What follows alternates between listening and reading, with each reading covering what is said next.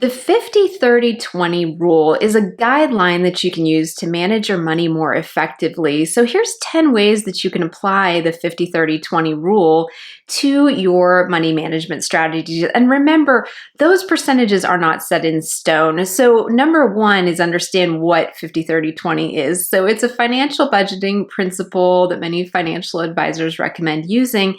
And stands for 50% of your income goes towards needs. So that's housing, utilities, healthcare expenses, food, gas, things like that. 30% goes towards wants. So we're talking all your discretionary spending categories that you can think of. And then 20% goes towards savings and your future self kind of needs, such as retirement, putting together your retirement plan. So that's 50-30-20. Now, there's many people who change those percentages up and maybe they live on less. They have a lot less discretionary spending that they do because they're prioritizing that nest egg. They're prioritizing their savings and retirement. And so you'll see all kinds of different percentages, but that is just sort of a rule of thumb if you're just getting started is 50-30-20. So that's what that stands for.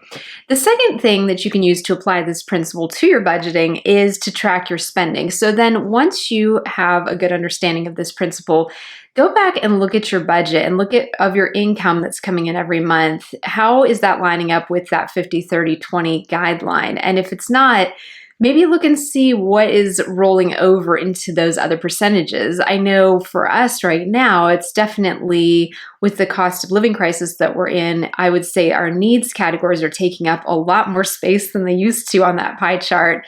And then discretionary spending has definitely been taking a hit the last couple of years, and so that we could continue to prioritize our savings.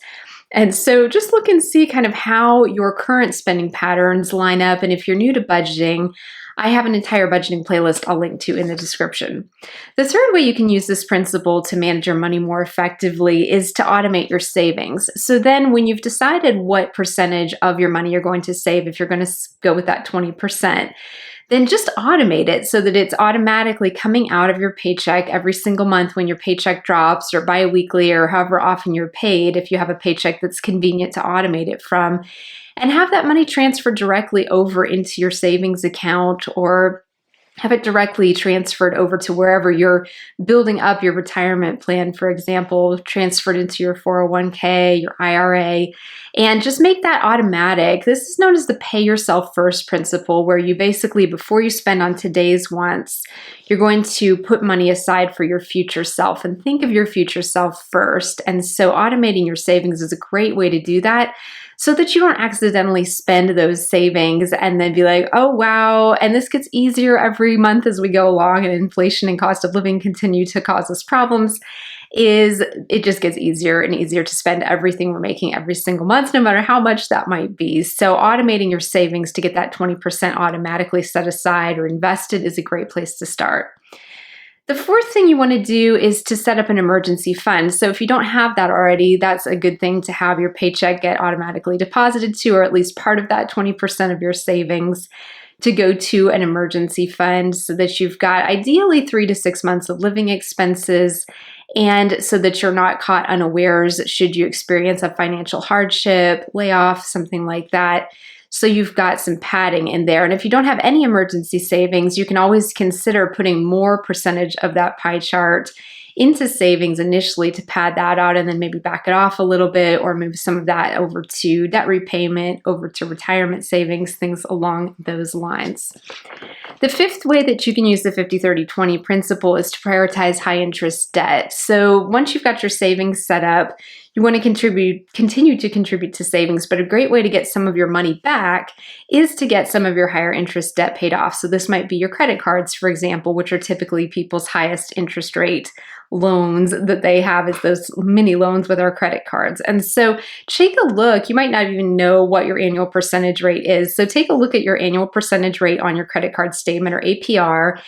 Identify which one is the highest and just start by paying that off first, because all that money that you're currently paying to the credit card companies in interest will come back into your pocket and then be able to go into that pie chart somewhere more constructive than paying interest, because we all tend to spend a lot of money over the course of our lives servicing debt, whether that's auto loans, mortgages, credit card interest. We'll even think about late fees.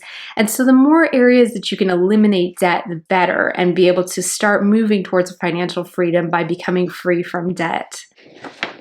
The sixth thing that you can do to apply this 50-30-20 pie chart principle is to cut out unnecessary expenses. So this is another area that you can put some money back into your wallet, is really look at, you probably don't have a lot of unnecessary expenses in your needs category, but in your discretionary spending, take a look and see what you're spending on currently that maybe you don't even use or you can do without for a while you pad out your savings account, and take a good hard look at that and be able to see over the course of a couple of months, maybe if there's things that are going back out of your accounts every single month that you don't even use or you don't care about that much and could bring kind of back and make your money work for you, because that's the whole point, is to make your money work for you as efficiently as possible. Number 7 is to plan ahead for large purchases. So this might be something like if you're saving up for a new car, you're saving up for a down payment on your first home. And so planning ahead for these expenses is really, really important. So for a while, rather than having to have dipping into savings, for example, you might want to put that 30% of your discretionary purchases, or as much of it as you can swing, into a separate high yield savings account specifically earmarked for the project that you're savings for the item that you're saving for, vacation, for example, and be able to put money into that so that you're planning ahead, so that then when you get to the point where you're at closing on your home, for example, you've got the money you need to do for the down payment and it's not a stress. And that way you've got everything kind of planned ahead for those larger purchases. That can be very helpful so you don't end up depleting your savings or just going months without saving because you're moving money around to other things. There's always going to be times like that because of financial hardship, or you had a big purchase where you might have a month where you're not able to save as much as you normally do, but just try to continue to make saving a practice and a habit, and investing obviously as well. If you invest, make that a practice and a habit that even if it's just a little bit, you continue to do it every single month, even if it's not as much as you'd like to dedicate towards those projects, so that you have money down the road for a rainy day, for your retirement years, and so forth. Number 8 is to look for ways to increase your income. So maybe you've done the 50-30-20 pie chart and your needs are taking up a lot of that pie chart just by itself. It's, maybe your needs spending is taking up 80-90%. And then there's either no money for discretionary spending, which is not sustainable from a budget perspective, because if you never have any money to do anything fun with, it's just not going to be sustainable. Or let's say that you don't have any money for savings, which again isn't sustainable either, because at some point down the road you're going to need those savings. So it's super important to put money in. So let's say you're looking at your income and you've done up a budget and everything. Your money just is not going to stretch to having all 3 of those categories in the proportions that you'd like them to. So that is where you want to look at how can you bring in extra income. And I have a whole bunch of videos that I'll link to below about different ways to make money, ideas for passive income, ideas for side gigs and side hustles. So definitely check out those videos. There's also lots and lots of videos here on YouTube about how to make more money from people that have come up with all kinds of great creative ideas for you as well. So just get creative about how you can continue to bring in more money so that then you have a little bit more to work with. Because sometimes having just a little bit more, even a couple extra $100 a month, can really make a huge difference depending on where you are in your financial life. So explore that as well. If you've done the pie chart and your needs are taking up so much space in your budget that there's just not any room for your future self and not any room for anything fun. And that's where it's really good to look and see, can you bring in more income through a creative way that you can think of, and do research, do homework on, and try some things and just see kind of what works to be able to increase your income. Because, there's a lot to be said for cutting expenses, but there's also a lot to be said for bringing in more money at the end of the day. Number 9 is to invest part of your savings. So once you've gotten to the point where you've got an emergency fund, which I do not recommend you putting on the stock market because you want that to be liquid and easily accessible, so don't invest that. But once you have a 3 to 6 months of emergency expenses, you might be looking at getting into the stock market and doing some investing. You might even look at doing some real estate investing, for example. There's so many different things to invest in on and off the stock market. And so that's where it's also good, of that 20% that's set aside for savings and kind of future self needs, decide how much of that you're comfortable investing and find a good qualified investment advisor who can help guide you in putting together a balanced portfolio, whether that's on E-Trade or another platform that does investment trading, and really educate yourself about kind of how investing works. I always recommend that people get started with low-cost index funds, which are typically exchange-traded funds. They're also known as ETFs. And those are often like a great place to start. If you go to E-Trade, they have all kinds of different research tools that you can use completely for free. And this isn't sponsored by E-Trade, it's just the platform I use for my trading and my investment portfolios.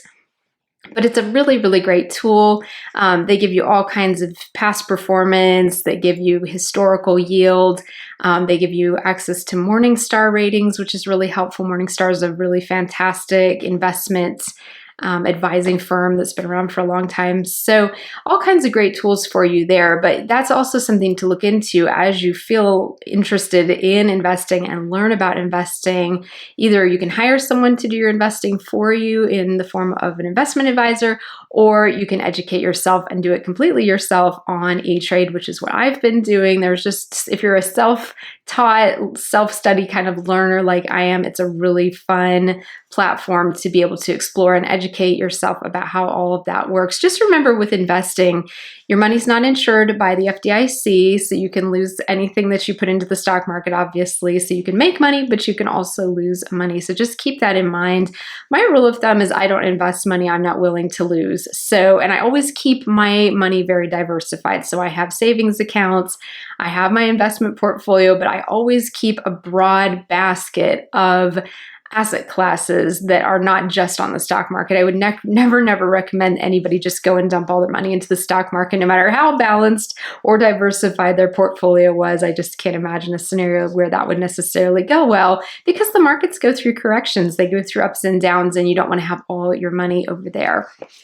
And then 10th and finally, you want to review and adjust your plan regularly. So once you've got your pie chart allocated in the percentages that you're happy with, then just kind of go and look and see over the course of a couple of months what's working well, what's not working well. It's always really good to just look back and reflect on your progress. And as one of my wonderful subscribers pointed out the other day, we tend to improve upon the things that we track and measure. And so this is a really great part of that, is if you're tracking and measuring kind of how you're spending on your needs, how you're spending on your wants, and how much you're putting in savings, then it's really easy to continue to improve on those percentages. Maybe you're able to save more than 20% because you find that you can do without other things.